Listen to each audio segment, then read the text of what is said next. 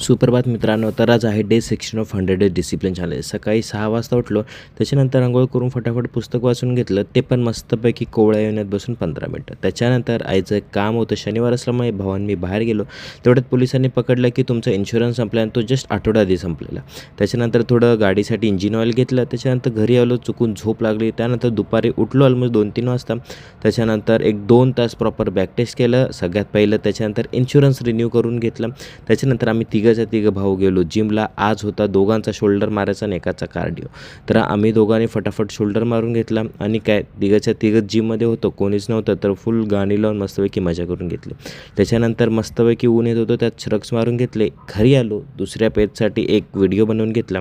नंतर रात्री बाहेर चालायला गेलो आणि जवळजवळ यायला 1:30 वाजले. तर ऑलमोस्ट घरी पोचलो आम्ही 1:30 पावणे 2 वाजता.